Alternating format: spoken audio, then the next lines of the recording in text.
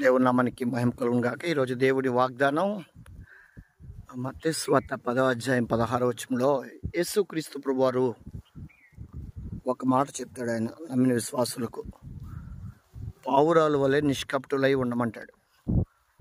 అన్ని పక్షుల్లో చేదు కట్టు అనేది ఉంటే పాము రూమ్లో చేదు లేదు, అది మూలుగుచ్చి ఉంటుందంట. దేహ విమోచన కొరకు పావురం మూలుగుతూ ఉంటుంది. విశ్వాసులైన మనం కూడా ఈ అంచె దినాల్లో నిష్కపటులుగా ఉండాలి.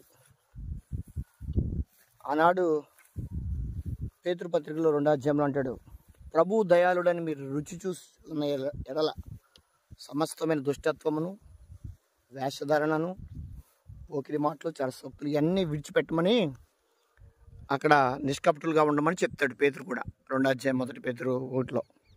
కాబట్టి ఈ దినాల్లో క్రైస్తవులు, దేవుడి నమ్మిన బిడ్డలు నిష్కపటులుగా ఉండాలి.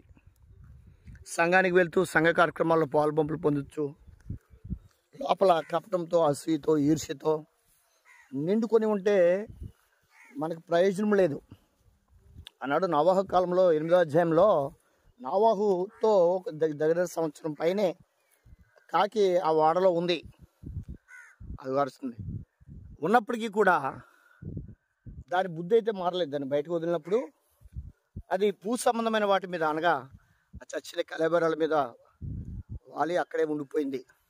కానీ పావురాన్ని జారు విడిచినప్పుడు, పంపినప్పుడు ఆ పావురం భూమి మనుషులు నివసించడానికి యోగ్యంగా ఉంది.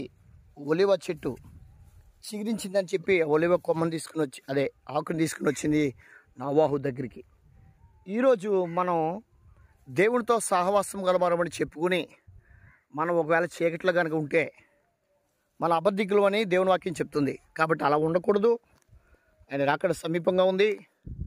నీతిమంతుడు ఇంకా నీతిమంతుడిగానే ఉండనిమ్మని, అపవిత్రుడు ఇంకా అపవిత్రుడిగానే ఉండనిమ్మని, ఎవరి క్రియలు చొప్పున వారికి ప్రతిఫలం ఇవ్వడానికి ఆయన సిద్ధపరిచిన జీవితం ఆయన వద్ద ఉందని, ఆయన త్వరగా వస్తున్నానంటాడు. కాబట్టి ఆయన వచ్చేసరికి నీవు నిర్దోషమైన సంఘముగా, మహిమగల సంఘముగా, ఆ వాడవారిని మహిమ కిరీటాన్ని పొందుకోవడానికి భూమి మీద భక్తి చేద్దాం. ఈ భూమి మీదకి మనం వచ్చింది ఎక్కడి నుండి వచ్చామో అక్కడికి మళ్ళీ తిరిగి వెళ్ళడానికి. మనం వచ్చింది దేవుని దగ్గర నుండే, కానీ మళ్ళీ దేవుని దగ్గరికి వెళ్ళకుండా మధ్యలో ఎన్నో ఆటంకాలు ఉన్నాయి. ఆటంకాలను అధిగమించి నిత్యరాజ్యంలో ప్రవేశిద్దాం. అటువంటి కృప దేవుడు మనందరికీ అనుగ్రహించునుగాక. దేవుడు మిమ్మల్ని, మీ కుటుంబాలు బహుగా ఆశీర్వదించునుగాక. Amen, amen, amen.